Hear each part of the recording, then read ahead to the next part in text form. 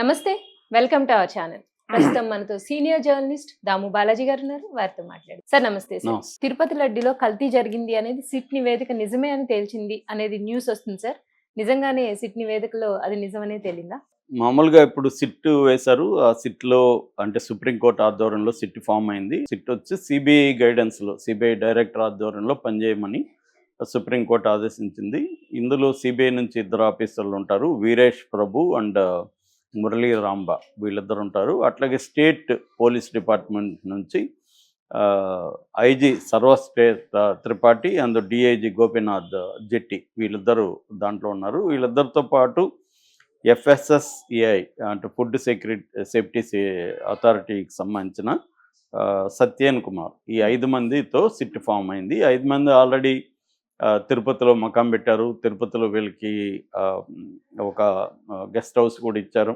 లోకల్గా వీళ్ళు ఒక 30 మంది పోలీస్ ఆఫీసర్లను కూడా పెట్టుకున్నారు. ఎందుకంటే విచారణకి 5 మంది సరిపోరు కాబట్టి 30 మందిలో డిఎస్పీలు ఉన్నారు, సిఐలు ఉన్నారు, ఎస్ఐలు, కానిస్టేబుల్ అందరు కలిసి ఒక 30 మందిని కేటాయించారు. సో వీళ్ళు విచారణ మొదలుపెట్టారు. ఇది రెండో దఫా నివేదిక ఇచ్చిన అంటే ఎప్పటికప్పుడు సిబిఐ డైరెక్టర్కి నివేదిక సబ్మిట్ చేయాలి. అలాగా ఇప్పుడు మొన్న ఒక 2 వారాల క్రితం ఒక నివేదిక సబ్మిట్ చేశారు. ఇప్పుడు మళ్ళీ ఒక నివేదిక నిన్న సబ్మిట్ చేశారు. అంటే ఎప్పటికప్పుడు అప్పుడు వరకు ఏం జరుగుతుందో సిబిఐ డైరెక్టర్కి చెబితే ఆయన ఈ విచారణ సరైన పద్ధతిలో వెళ్తుందా, ఇంకేమన్నా పడాలా, లేకపోతే ఎక్కడైనా డార్క్ ఏరియాస్ ఉన్నాయా, బ్లైండ్ స్పాట్స్ ఎక్కడైనా ఉన్నాయా, ఇవన్నీ గైడ్ చేయడానికి కోసం వీళ్ళు ఎప్పటికప్పుడు వీడియో కాన్ఫరెన్స్లో సిబిఐ డైరెక్టర్కి మొత్తం సబ్మిట్ చేయాల్సి ఉంటుంది. అది నిన్న చేశారు. అయితే దీని మీద చాలామంది అంటే లీక్ అవుతాయి కదా ఇట్లాంటివి. ఇప్పుడు పోలీసులు చాలామంది ఉంటారు కాబట్టి మీడియాకి లీక్ చేస్తారు కదా. అలాగా ఒక లీక్ అయిన వార్త ఏమొస్తుందంటే కల్తీ నిజమే అని ఇప్పటి వరకు తేలిపోయింది ఆల్రెడీ.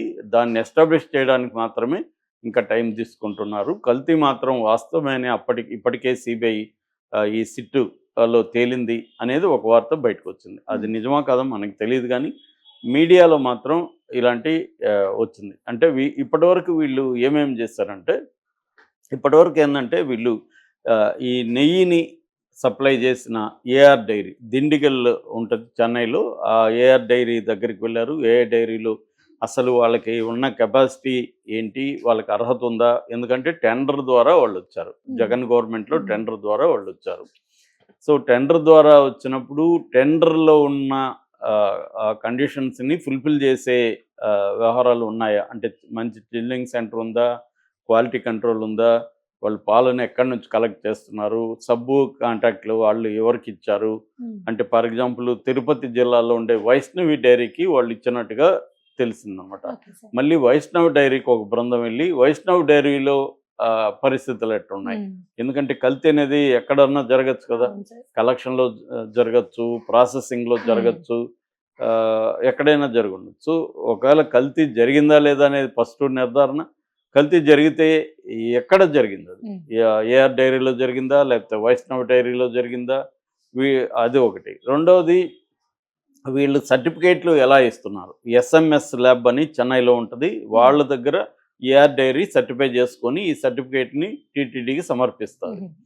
సో కాబట్టి ఇప్పుడు వాళ్ళు ఆ టెస్ట్ చేసే సామర్థ్యం ఆ ల్యాబ్కు ఉందా లేదా, అట్లాగే అక్కడ ఉన్న టెస్ట్ చేసే వ్యక్తులు ఎవరైతే ఉంటారో వాళ్ళకి సామర్థ్యం ఉందా లేదా, క్వాలిఫికేషన్ ఉందా లేదా, ఇవన్నీ పరిశీలించడం అనేది ఇప్పటివరకు చేశారు. అట్లాగే తిరుమలకు సంబంధించి ఈ ట్రాన్స్పోర్ట్ ప్రాసెస్ ఏంటి, ఈ వెహికల్స్ ఎక్కడెక్కడ ఉన్నాయి, ఎక్కడెక్కడ ఆగుతున్నాయి, ఎక్కడి నుంచి, ఎందుకంటే మధ్యలో సర్టిఫికేట్ తీసుకున్నాక మధ్యలో మార్చచ్చు కాబట్టి ఆ డ్రైవర్లని అదుపులోకి, ఎందుకంటే సీసీటీవీ ఫుటేజ్ అంతా కలెక్ట్ చేశారు. ఎక్కడెక్కడ చెక్ పోస్ట్లో ఉన్న సీసీటీవీ ఫుటేజ్, అంటే ఏ టైంకి వెహికల్ వెళ్ళింది, మళ్ళీ ఏ టైంకి వస్తుంది, ఎట్నుంచి ఎక్కడికి వెళ్తుంది, ఇవన్నీ వాళ్ళు మొత్తం చెక్ చేసి దానికి అనుగుణంగా డ్రైవర్లతో మాట్లాడి డ్రైవర్లు విడివిడిగా వాళ్ళని విచారించి ఒక డ్రైవర్ ఇంకో డ్రైవర్ ఏమేమి చెప్తున్నాడు ఇవన్నీ క్రాస్ చెక్ చేసి ఇవన్నీ చూస్తున్నారు.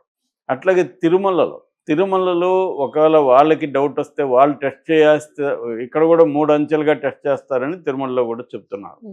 అయితే మరి వాళ్ళ ప్రాసెస్ ఏంటి, అసలు మొత్తం ప్రసాదంలో ఏ ఏ పదార్థాలు వాడుతున్నారు, వాటి క్వాలిటీని ఎలా నిర్ధారిస్తున్నారు, ఇవన్నీ కూడా సిట్టు చేయాలి. ఇది మనకు పైకి సింపుల్గా కనబడుతుంది అవును కానీ సార్. Very very complex. అవును. వెళ్ళే కొద్దీ మైక్రో లెవెల్లో ఇన్వెస్టిగేషన్ వెళ్ళే కొద్దీ అనేక ఉమ్. అంశాలను పరిగణలోకి తీసుకోవాలి. ఎందుకంటే రేపు పొద్దున సుప్రీంకోర్టుకి వీళ్ళు డైరెక్ట్గా సబ్మిట్ చేయాల్సి ఉంటుంది. సుప్రీంకోర్టులో రేపు మళ్ళీ వీళ్ళు ఛాలెంజ్ చేస్తారు కదా, ఏఆర్ అవును. డైరీలో జరిగిందంటే వీళ్ళు ఛాలెంజ్ చేస్తారు. రెండోది ఏంటంటే సుప్రీంకోర్టు కూడా మళ్ళీ దీన్ని ఈ విచారణ వీళ్ళు ఎలా ఏది నిర్ధారణకు వచ్చినా కల్తీ జరిగిందని నిర్ధారణకు వస్తే ఎలా వచ్చారు అనేది కూడా ఉమ్. ప్రూవ్ చేయాలి సుప్రీంకోర్టులో. సో కాబట్టి ఇవన్నీ ఉంటాయి. సుప్రీంకోర్టు ఆల్రెడీ చంద్రబాబు గాని లేకపోతే మిగతా వాళ్ళు మాట్లాడిన దాని మీద అబ్జెక్ట్ చేసింది. మీరు అసలు విచారణ లేకుండా కన్క్లూజివ్ ఎవిడెన్స్ లేకుండా ఎలా మాట్లాడతారు? ఒకటి ఓన్లీ నేషనల్ ఎన్డీబీ అంటే నేషనల్ డైరీ బోర్డు సంబంధించిన కాఫ్ అనే ఇన్స్టిట్యూట్ ఇచ్చిన దాన్ని బేస్ చేసుకొని మీరు ప్రకటించారు. ఆ కాఫ్లో కూడా డిస్క్లైమర్ ఉంది. డిస్క్లైమర్ ఏంటంటే కల్తీ పాల అక్కడ జరుగుండొచ్చు, ప్రాసెస్లో టెక్నికల్ ప్రాసెస్లు జరుగుండొచ్చు, ఈ పశువులకి ఇచ్చే దానాల ద్వారా కల్తీ జరుగుండొచ్చు. రెండోది మేము కల్తీ జరిగిందని మేము చెప్పడం కూడా 100% వాస్తవం కాకపోవచ్చు. ఎందుకంటే మా రిపోర్ట్లో కూడా ఫాల్స్ పాజిటివ్ కూడా కావచ్చు అనేది వాళ్ళు డిస్క్లైమర్ ఇచ్చారు. అట్లా డిస్క్లైమర్ ఇచ్చినప్పుడు మీరెందుకు వేరే దగ్గర ల్యాబ్లో టెస్ట్ చేయించలేదు? సెకండ్ ఒపీనియన్కి వెళ్తాం కదా. ఇప్పుడు మనం మనుషులైనా మనం హాస్పిటల్కి వెళ్తాం, మనకు ఒక జబ్బు ఉందంటారు. చాలాసార్లు హాస్పిటళ్ళల్లో కూడా ఏం జరుగుతుంది, చాలా హాస్పిటల్లో 80% టెస్టులలో పాజిటివ్ ఇచ్చామని చెప్తున్నారు. వాళ్ళకి కోటాలు ఇస్తున్నారు, ఈ రోజుకి ఇన్ని పాజిటివ్లు ఇవ్వాలని. సో వాళ్ళు పాజిటివ్లు ఇచ్చేస్తారు. సో అందువల్ల పేషెంట్లు కూడా ఏం చేస్తున్నారు, ఈ మధ్య ఈ పాజిటివ్లు పట్టుకొని ఇండిపెండెంట్గా వేరే ల్యాబులకి వెళ్ళి టెస్ట్ చేసుకుంటారు, సెకండ్ ఒపీనియన్ తీసుకుంటున్నారు. తీసుకున్నాక కానీ ఒక నిర్ణయానికి రావట్లేదు. ఎందుకంటే ఈ హాస్పిటల్ వాళ్ళు అనవసరంగా అవసరం లేకపోయినా సర్జరీలు చేసేయడం, ఏవో చేసేస్తున్నారు, స్టంట్లు వేసేస్తున్నారు హార్ట్కి.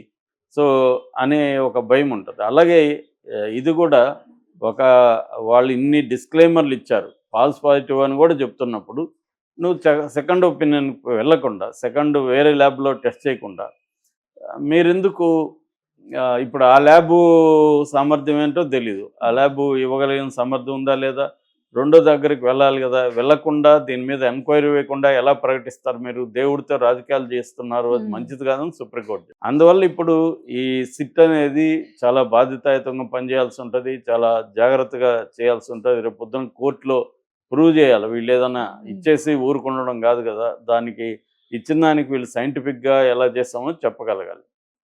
సో అందుకని సిట్ ఏంటంటే తరోగా ఒకటి మనుషుల్ని ఇంటర్వ్యూలు చేయడము, అక్కడున్న ఏఆర్ డైరీ కావచ్చు, వైష్ణవి డైరీ కావచ్చు, లారీ డ్రైవర్లు కావచ్చు, తిరుమలలో పనిచేసే వాళ్ళు కావచ్చు, దీంట్లో ఇన్వాల్వ్ అయిన వ్యక్తులందరినీ ఇంటరాగేట్ చేయడం.